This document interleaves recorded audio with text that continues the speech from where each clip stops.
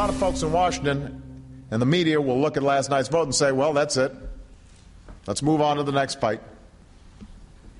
But I've got news for them. Not this time.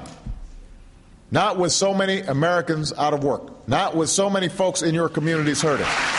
We will not take no for an answer. That was the president speaking today of the Republicans' rejection of his jobs bill in the Senate last night. 24 hours after that vote in the Senate, the new NBC News Wall Street Journal poll shows overwhelming public support for the president's bill when the specifics of the bill, taxing the wealthy, cutting payroll taxes for working people, and funding new road construction, were clarified. 63% favored it, while only 32% opposed it. Only 30% were supportive of it before it was fully explained. This shows that the more people know about the bill, the more they like it. The more the president talks about the bill, the more popular it becomes. Instead of seeking compromise with Republicans after last night's vote, today the president went on the attack. A Republican minority got together as a group and blocked this jobs bill from passing the Senate. They said no to more jobs for teachers. No to more jobs for cops and firefighters. No to more jobs for construction workers and veterans. No to tax cuts for small business owners and middle-class Americans. As Republicans continue to shift loyalties almost weekly to new presidential candidates whose popularity quickly fades, the president continues to have extraordinary support from Democrats. 73% of Democrats believe the party should renominate President Obama. Compare that to President Bill Clinton's best polling to that very same question, which was 67% in 1995. Joining me now, former DNC chairman and CNBC contributor Howard Dean. Thanks very much for joining me tonight, Governor. Lawrence, thanks for having me on. Things look awfully good for the president now among Democrats, and I'm one who never really felt that he had a problem with his Democratic base. What should the president be doing now in trying to focus that base on how they can make some kind of legislative progress on a jobs bill? Well, I think there's two reasons things are great for the president right now in his base. The first is that the president really has had a total change of tactics since the jobs speech. He's been out there giving talks like he just gave, just showed on the show. He's in fighting form. He's ready to take on the Republicans, and he really is going to be a fighter, which I think most of the Democrats believe you have to be. The second is we're now coming into focus now is what the opposition looks like. And there's nothing better than focusing the mind of a Democrat who's a little bit disenchanted than thinking about Rick Perry or somebody like that in the White House. So I think the president's in good shape among Democrats. Interestingly enough, I just saw a non-scientific online poll in Muskogee, Oklahoma, because I was following some politics in the Cherokee Nation before I came over. And the jobs bill in Oklahoma is about 50-50. And that's without necessarily explaining it. And that is the most conservative state in the United States of America, as judged in the last presidential election. So I think the president's going to win this thing.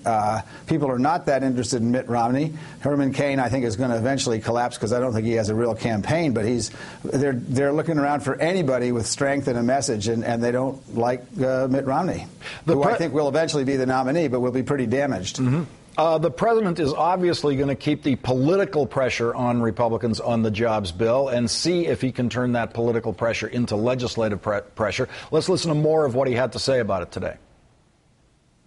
Would we rather keep the tax code with its loopholes exactly as they are for millionaires and billionaires, or do you want construction workers to have a job rebuilding roads and bridges and schools? Because a lot of our kids in the community are learning in trailers right now.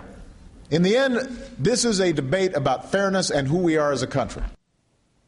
Howard Dean, let's sit on the other side of the aisle for a moment and try to imagine we're in the Republican cloakroom in the Senate, and we're watching this polling go against us on this legislation, and we're watching this president very effectively keep the pressure on us with voters. What would Republicans need to do to try to change the subject or somehow escape the pressure that the president's putting on them? Well, they're almost out of tricks. They've thrown everything at him over the last 3 years that they possibly can. And the president's core message is exactly what it has to be for him to win a second term, which is, I'm for the middle class. Here's the Republicans' problem. Everybody knows they're not for the middle class. They're mad at the president because the economy is in bad shape. Even though they don't blame him, they're still mad because they got to be mad at somebody.